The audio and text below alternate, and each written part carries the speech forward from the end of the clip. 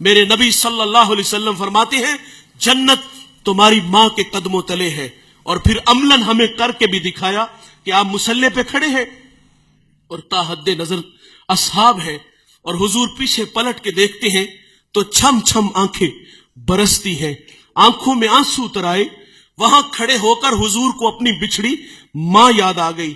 میرے حضرت فرماتے جس نے دکھوں کا دور دیکھا ہونا، خوشحالی آئے تو انسان آرزو ضرور کرتا ہے کاش کہ آج میرے ماں باپ زندہ ہوتے تو میرے سر پر عزت کی دستار بھی دیکھتے۔ میرا ایک دوست ہے، کاشف نام ہے، وہ انہوں نے گاڑی لی تو میں نے بھی مبارکباد دی تو وہ رونے لگا۔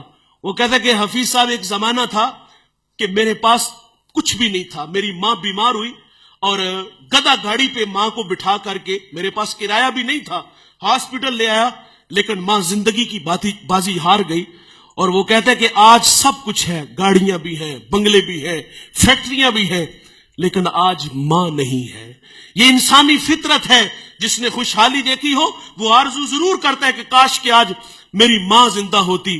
میں 1997 میں قبلہ رضا ثاقب مصطفی صاحب کے پاس تعلیم حاصل کرنے کے لیے آیا تو میری والدہ نے مجھے بچپنے میں کہا کہ بیٹے میری آرزو ہے کہ جس طرح قبلہ حضرت ممبر پہ بیٹھ کے لوگوں کو اللہ رسول کی باتیں سناتے ہیں، میرا بیٹا بھی لوگوں کو اللہ رسول کی باتیں سنائے، یہ میرا خواب، میرا سپنا ہے اور میں یہ دیکھنا چاہتی ہوں۔ لیکن ہوا کیا کہ 1999 میں وہ اللہ کے پاس چلی گئی۔ اللہ نے بڑی عزتوں سے نوازا ہے، پورے پاکستان میں جاتا ہوں اور ہزاروں کے اجتماعات میں میں نے خطابات کیے ہیں، علماء کی موجودگی میں، بڑے بڑے مشائخ کی موجودگی میں نے اللہ رسول کی باتیں سنائی ہیں، لیکن کبھی کبھی آرزو مچلتی ہے کہ پردے کی اوٹ میں بیٹھ کے اس بیٹے سے ماں اللہ رسول کی باتیں سنے تو میرا قد کتنا بڑھ جائے گا۔ یہ انسانی فطرت ہے، وہ آرزو کرتا ہے کاش کہ آج میرے ماں باپ زندہ ہوتے۔ حضور مصلی پہ کھڑے ہیں، حضور نے پیچھے پلٹ کے صحابہ کو دیکھا، چھم چھم آنکھیں برسنے لگی۔ ماں کب بچھڑی تھی؟ جب میرے نبی کی عمر 6 سال تھی۔ ابوا کا ٹیلا، یہ ایک چھوٹی سی بستی ہے جہاں سیدہ آمنہ رضی اللہ تعالی عنہا آ کے رکتی ہیں۔ آپ کو بخار ہو گیا تھا اور بخار تلخ تھا جس نے سیدہ آمنہ رضی اللہ تعالی عنہا کی جان لے لی تھی۔ سانسیں ٹوٹنے لگی تو حضرت آمنہ نے ام ایمن کو کہا کہ میرے بیٹے محمد کو امیر قریش تک پہنچا دینا، اور وقت رخصت حضور کو پاس بلا لیا۔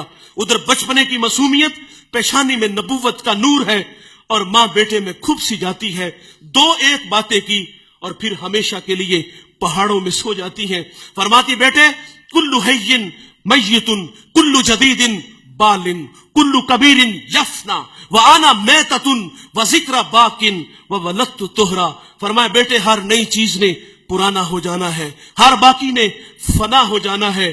فرمایا بیٹے میں بھی جا رہی ہوں، لیکن سنو میرا ذکر باقی رہے گا، وہ اس لیے کہ میں تیرے جیسا سونا محمد چھوڑ کے جا رہی ہوں۔ سانسوں کی مالا ٹوٹ گئی، موتی کہیں فضا میں بکھر گئے۔ حضور ماں سے لپٹ گئے اور لپٹ کے اتھرو بہاتے ہیں اور فرماتے امی آپ کیوں نہیں بولتی، آپ آنکھیں کیوں نہیں کھولتی؟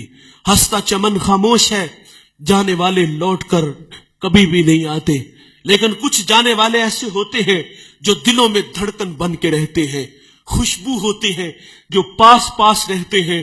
حضور ماں سے لپٹ کے ماں کی جدائی میں روتے ہیں، پھر اپنے ننھے ننھے ہاتھوں سے کالے پتھروں کی قبر بناتے ہیں، اس پہ آنسوؤں کا چھڑکاؤ کرتے ہیں۔ جہاں تک ماں نظر آتی رہی پلٹ پلٹ کے ان کالے پتھروں والی قبر کو دیکھتے ہیں۔ میں نے حضور کی ماں کی قبر کی 2 دفعہ زیارت کی ہے۔ ہم جب پہلی دفعہ آپ کے مزار پہ حاضر ہوئے، یہ مدینہ سے 350 کلومیٹر کے فاصلے پر ابوا کا ٹیلا آتا ہے، ہم رات 1:45 بجے پہاڑ کے نیچے تھے تو ماحول بالکل خاموش تھا، ہوا کا کہیں سے کوئی ایک جھونکا بھی نہیں آیا تھا، لیکن جب سیدہ کے قدموں میں کھڑے ہوئے تو یقین جانو ایسے لگتا تھا کہ اللہ نے جنت کے 8 دروازے ہی کھول دیے ہوں۔ جنت سے ٹھنڈی ہوائیں آج بھی سیدہ کو سلام کرنے آتی ہیں۔ حضور پلٹ پلٹ کے ان کالے پتھروں والی قبر کو دیکھتے ہیں اور واپس لوٹ آتے ہیں۔ ام ایمن کہتی میں جب نیچے پہاڑ سے اتری تو پیچھے پلٹ کے دیکھا تو حضور میرے ساتھ نہیں تھے۔ فرماتی میں دوبارہ پھر پہاڑ پہ چڑھی اور میری آنکھیں کیا دیکھتی ہے، حضور ماں کے سرانے کھڑے ہیں اور وہاں کھڑے ہو کر کہہ رہے تھے کہ ماں جی آپ تو جانتے ہو کہ میرا اس دنیا میں آپ کے سوا کوئی بھی نہیں ہے۔ ام ایمن کی بھی جان نکل گئی، حضور کو سینے سے لگا لیا۔ آقا فرمایا کرتے تھے ام ایمن میری ماں کے بعد میری ماں لگتی ہے۔ صاحب 6 سال کی عمر میں ماں بچھڑی تھی، آج مصلے پہ کھڑے ہیں، تا حد نظر اصحاب ہیں، چھم چھم آنکھیں برس رہی ہیں، اور فرمایا صحابہ کاش کہ آج میں محمد کی ماں زندہ ہوتی، میں تمہیں نماز عشاء پڑھا رہا ہوتا، اس میں سورت فاتحہ کی قرات بھی کر چکا ہوتا، پھر میری ماں کو مجھ سے کوئی کام یاد آ جاتا، وہ مسجد نبوی کے دروازے پہ آ کے کہتی ابن محمد، میرے بیٹے محمد میری بات سنو۔ حضور فرماتے نماز توڑ کے پہلے ماں کی بات کو سنتا۔ حضور نے عملاً ہمیں ماں کی عزت کر کے بتایا، تو صاحب ان کی قدر ان کی زندگی میں کرو۔ میں ایک جگہ خطاب کرنے گیا تو ایک بوڑھا میرے پاس آ کے بیٹھ گیا اور رونے لگے۔ مجھے کہتے مولوی صاحب منو ایک مسئلہ تے دسو، جن نے ماں ویکھی نہ ہوئے اودا کی بنے گا؟ کہیں بچپن میں ماں بچھڑ گئی، خدمت کا موقع نہ ملا، اور آج آرزو کر رہا ہے کاش ماں ہوتی تو ماں کی خدمت کرتا۔ اور مجھے وہ نکمے اور نلائق بیٹے یاد آئے کہ جنہوں نے ماں باپ کو دھکے دے کے گھر سے نکال دیا، اور ماں باپ جو ہے وہ ذلت اور رسوائی والی زندگی گزار رہے ہیں۔ آج کی اس بزم میں میں اور آپ عزم کریں کہ آج کے بعد ہم ماں باپ کا دل نہیں دکھائیں گے۔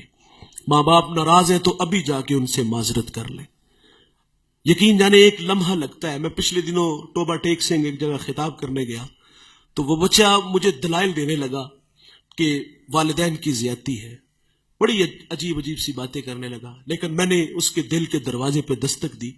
اللہ کا شکر ہے کہ وہاں جھٹکا لگا، اور وہ مجھے کہتا وہ نہیں مانے گے۔ میں نے کہا جاؤ تو صحیح یار۔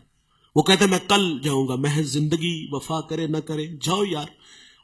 وہ 10 منٹ بعد واپس آیا، وہ کہتا یار یہ تو کائنات ہی عجیب سی ہے، میں بس جا کے ہاتھ باندھ کے کھڑا ہوا ہوں اور مجھے میرے باپ نے مجھے سینے سے لگا لیا۔